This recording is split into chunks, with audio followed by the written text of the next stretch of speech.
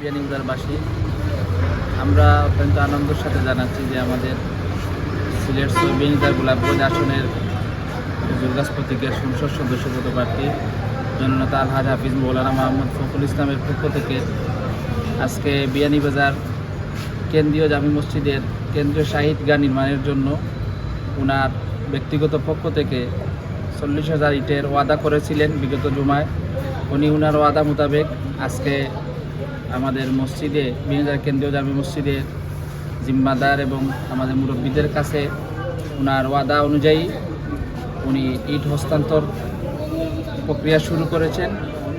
আলহামদুলিল্লাহ আমি ব্যক্তিগতভাবে এবং এই মসজিদের একজন মুসল্লি হিসাবে ওনার শুকরিয়া আদায় করছি। পাশাপাশি এই মসজিদের খেদমতে যারা নিয়োজিত আছেন, যারা কবরবাসী হয়েছেন, সকলের মাগফিরাত কামনা করছি। যারা জীবিত আছেন প্রত্যেকের নেক হায়াত কামনা করছি। এবং উনি যে ওয়াদা পালন করেছেন এটা অত্যন্ত ভালো গুণ। আমরা আশা করি ওনার আগামী দিন আরও ভবিষ্যৎ কল্যাণ এবং উজ্জ্বলময় হোক সেই প্রত্যাশা করছি। এবং সিলেট বিয়ানীবাজার গোলাপগঞ্জ আসনে খেজুর গাছ প্রতীক নিয়ে তিনি দাঁড়িয়েছেন। তার মঞ্জিলে মকসুদ পছন্দ যেন আল্লাহ রাব্বুল আলামিন ওনাকে বিজয়ের দিক পর্যন্ত পৌঁছান সেই প্রত্যাশা ব্যক্ত করে আপনাদের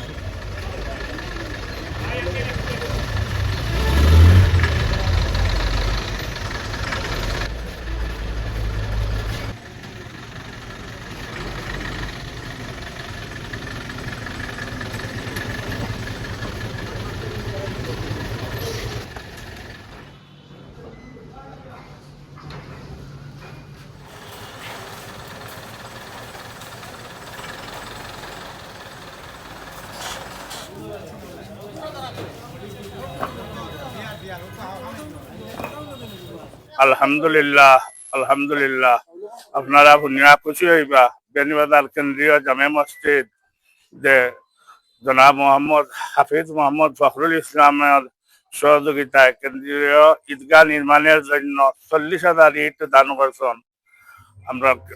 আমরা তার শুকরিয়া জানাইয়ার আর তার বাপর মাগফিরাত কামনার লাগি দোয়া চাইয়ার। আর শুক্রবারে খাজর উদ্বোধন হইব, আপনারা সকলে সহযোগিতা অর্থাৎ দোয়া শরীক হইতা বাদ জুম্মা।